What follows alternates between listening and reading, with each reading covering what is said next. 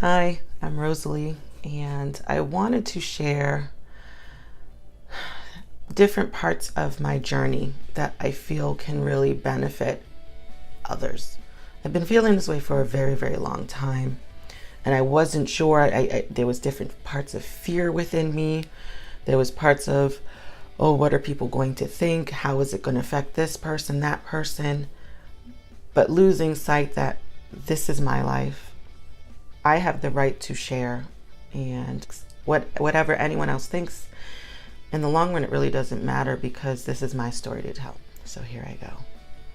I was born into third generation into the Jehovah's Witness organization, and most of my life, my father was an elder. So an elder basically is someone who is lead in your congregation. Who There's different elders and they all have different positions. I don't remember which position as an elder my dad held, but most of my life he was an elder. So what that means from a family standpoint, our family was always all eyes on us as an example family to other families. So I always had to be on my so-called P's and Q's everywhere. You had to dress appropriately. And when I say dress, I'm talking about the strict dress code, also had to do with association. I couldn't hang around a lot of different people. And we considered, if you were not part of this organization, you were considered a worldly person. So going through school, you do develop friends. And a lot of these friends never really understood why I couldn't hang out with them outside school.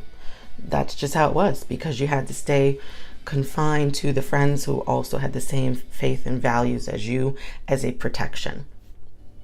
I feel looking back that I was kind of forced into becoming baptized, because that's when you don't just get baptized when you're a baby like some religions do.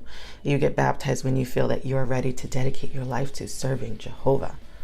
And I felt like I was doing it more so to please my parents than an actual belief. I went through the motions. And when I got baptized, I felt like I made my parents so proud because we were the example family. I was 11, mind you.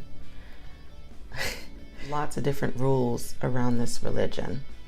You're not supposed to date. You're not supposed to do extracurricular activities.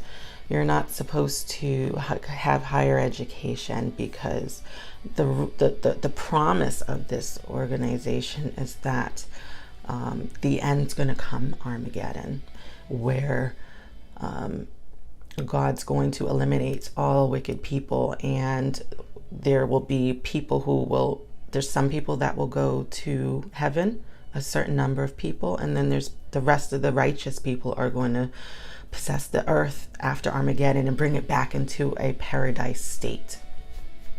So the need for extra education or doing these extracurricular activities don't have a place, because your root goal is to preach the word, go door to door, proselytize this word, God's word, bring more people into the organization so that we can save them.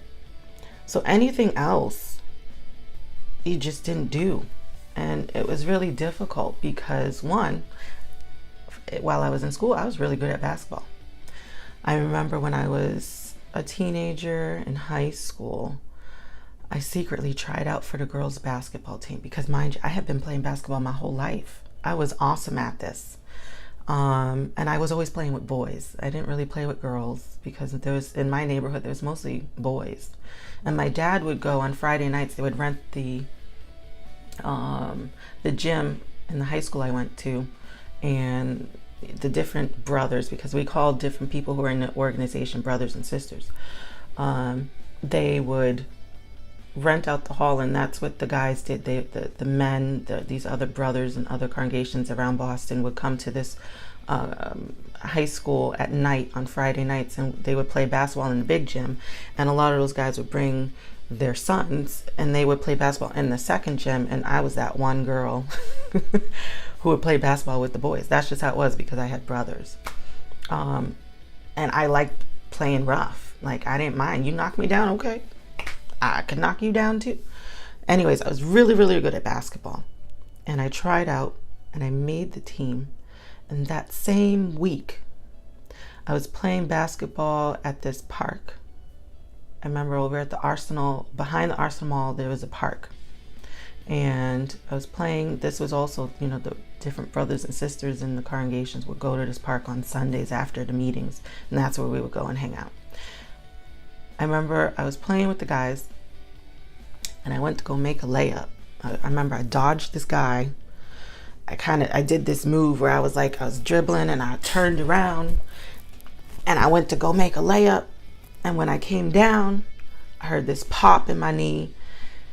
I didn't feel any pain, but long story short, I tore my ACL.